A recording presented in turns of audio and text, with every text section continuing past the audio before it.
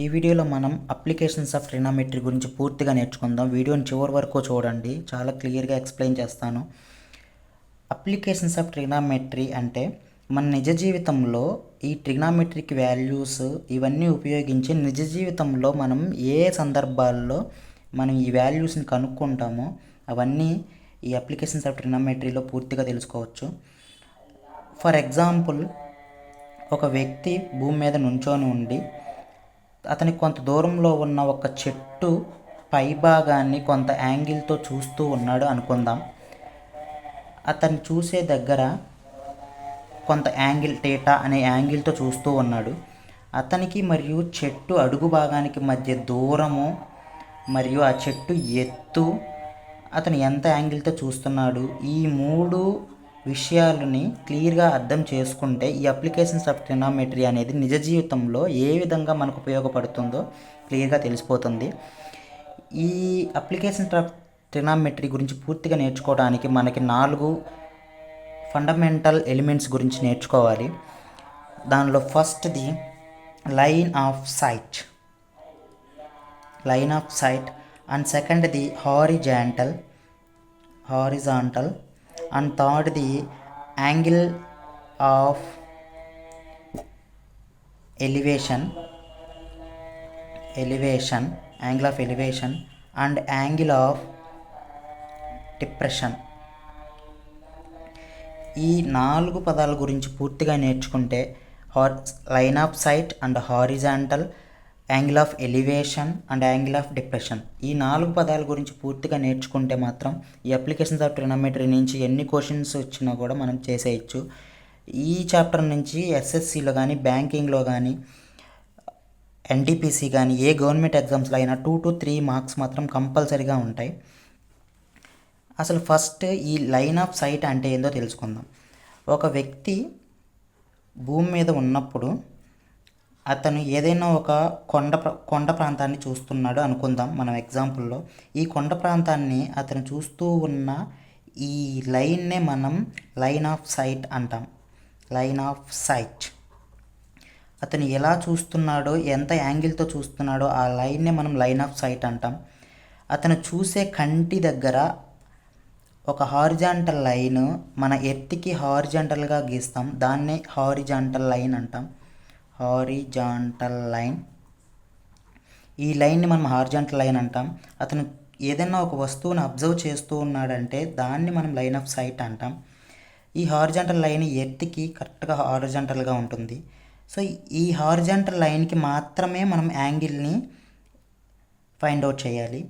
ఈ హారిజాంటల్ లైన్కి మాత్రమే యాంగిల్ ఉండాలి. ఇట్లా హారిజాంటల్ లైన్కి పైన యాంగిల్ ఉంటే దాన్ని యాంగిల్ ఆఫ్ ఎలివేషన్ అంటాం. అదే వ్యక్తి ఈ కొండ ప్రాంతం మనం అనుకున్నాం కదా, దాని అడుగు భాగాన్ని ఇట్లా చూస్తున్నాడు అనుకుంటాం, అప్పుడు ఇది లైన్ ఆఫ్ సైట్ అవుతుంది. ఇదే విధంగా చూస్తుంటే అప్పుడు ఈ హారిజాంటల్ లైన్కి ఈ లైన్ ఆఫ్ సైట్కి మధ్య ఉన్న థీటానే మనం యాంగిల్ ఆఫ్ డిప్రెషన్ అంటాం. సో ఇప్పుడు థీటా యాంగిల్ ఆఫ్ ఎలివేషన్, ఇక్కడ థీటా యాంగిల్ ఆఫ్ డిప్రెషన్ కాబట్టి దీన్ని మనం ఆల్ఫా అనుకోవచ్చు, దీన్ని బీటా అనుకోవచ్చు, ఎలాగైనా అనుకోవచ్చు. సో ఈ 4 పదాల గురించి పూర్తిగా తెలుసుకుంటే మాత్రం అప్లికేషన్స్ ఆఫ్ ట్రిగ్నోమెట్రీ క్లియర్గా అర్థమైపోతుంది. మళ్ళీ ఒకసారి క్లియర్గా చెప్తాను చూడండి. ఒక మనిషి ఏదైనా ఒక చెట్టు అని అనుకుంటే ఆ చెట్టు పైభాగాన్ని కొంత యాంగిల్తో చూస్తూ ఉంటాడు. ఆ చూసిన ఆ రేఖని, ఆ లైన్ని లైన్ ఆఫ్ సైట్ అంటాం. ఆ లైన్ ఆఫ్ సైట్ దగ్గర కరెక్ట్గా మనం హారిజాంటల్ లైన్ ఒకటి గీస్తాం, అది మన ఎర్త్కి హారిజాంటల్గా ఉండాలి. దీన్నే హారిజాంటల్ లైన్ అని అంటాం. ఈ హారిజాంటల్ లైన్ నుంచి పైకి చూస్తున్న ఏదైనా వస్తువుని, లేదైనా ఒక కొండని, లేదైనా ఒక చెట్టుని, వస్తువుని పైకి చూస్తుంటే అది యాంగిల్ ఆఫ్ ఎలివేషన్ అవుతుంది. అదే వస్తువు అడుగు భాగాన్ని కిందికి చూస్తూ ఉంటే అది యాంగిల్ ఆఫ్ డిప్రెషన్ అవుతుంది. సో దీన్ని మనం యాంగిల్ ఆఫ్ ఎలివేషన్ని ఆల్ఫా అనుకోవచ్చు, యాంగిల్ ఆఫ్ డిప్రెషన్ని బీటా అనుకోవచ్చు.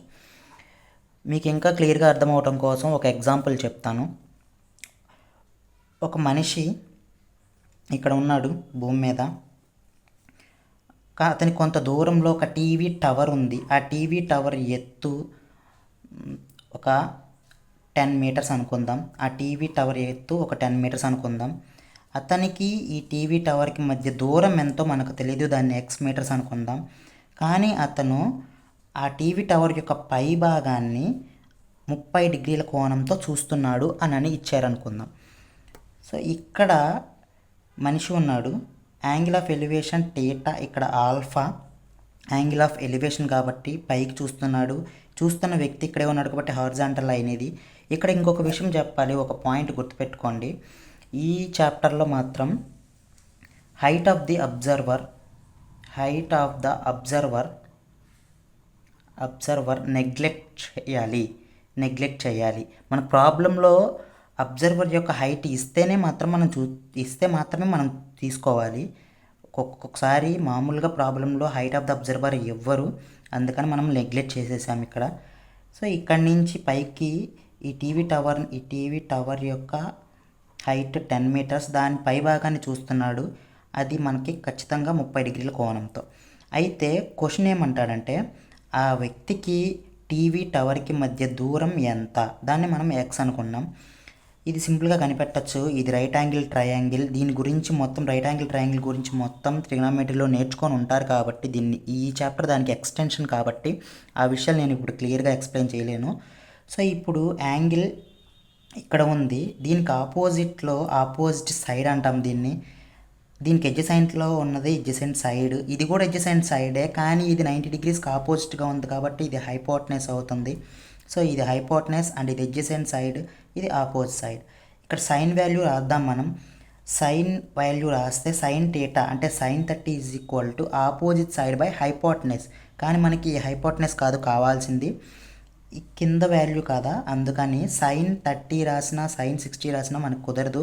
సో tan రాద్దాం. tan 30 = opposite side by adjacent side, అందుకని tan 30 degrees ఆపోజిట్ సైడ్ మనకి 10 మీటర్స్ ఉంది, అదే height of the tower, and adjacent side is x. tan 30 value ఎంతో చెప్పండి. tan 30 value 1/√3, that is equal to 10/x, and cross multiplication చేస్తే x is equal to 10√3 metres. ఇదే x వాల్యూ. అంటే ఆ వ్యక్తికి మరియు ఆ స్తంభం టీవీ టవర్ యొక్క మధ్య దూరం ఎంతంటే 10√3 మీటర్స్. ఈ విధంగానే మనం అప్లికేషన్స్ ట్రిగ్నోమెట్రీలో ఏ క్వశ్చన్స్ అయినా చేయొచ్చు. ఫర్ ఎగ్జాంపుల్ ఇంకో క్వశ్చన్ చెప్తాను చూడండి. ఇది మన ఎర్త్ అనుకుందాం, గాల్లో ఒక హెలికాప్టర్ వెళ్తుంది, దీని హెలికాప్టర్ అనుకుందాం.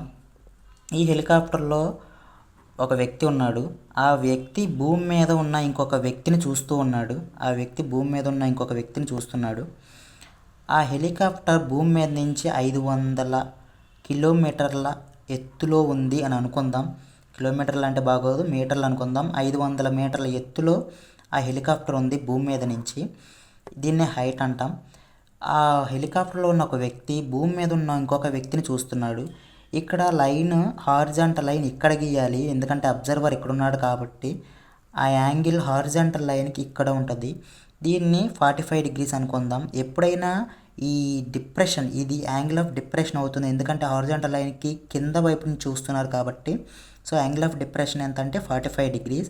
ఈ యాంగిల్ ఆఫ్ డిప్రెషన్ కానీ యాంగిల్ ఆఫ్ ఎలివేషన్ కానీ మనం ఈ హారిజాంటల్ లైన్కి మాత్రమే చూసుకోవాలి. సో ఇప్పుడు ఇది 45 డిగ్రీస్ కాబట్టి ఇది కూడా 45 డిగ్రీస్ అవుతుంది, ఎందుకంటే ఇలా 2 యాంగిల్స్ ఇక్కడ చూడండి, 2 లైన్స్ హారిజాంటల్గా ఉన్నాయి. ఈ 2 లైన్స్ హారిజాంటల్గా ఉంటే మధ్యలో ఒక లైన్ అనేది ఇలా ఉంటే దీన్ని ట్రాన్స్వర్సల్ తిర్యక్ రేఖ, ట్రాన్స్వర్సల్ అంటాం.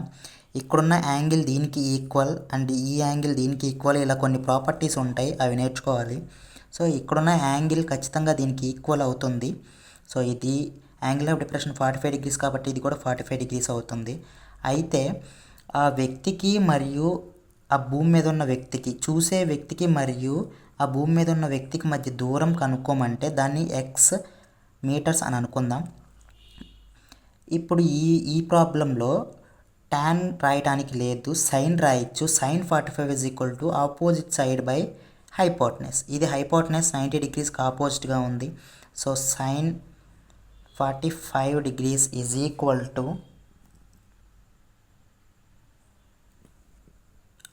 opposite side 500 divided by x hypotenuse. sin 45 is equal to 1 by root 2 that is equal to 500 by x and cross multiplication చేస్తే x is equal to 500 root 2 meters. అంటే అబ్జర్వ్ చేస్తున్న ఆ హెలికాప్టర్లో ఉండి అబ్జర్వ్ చేస్తున్న అతనికి భూమి మీద ఉన్న ఒక వ్యక్తికి మధ్య దూరంలో ఎంత అంటే 500 root 3 meters.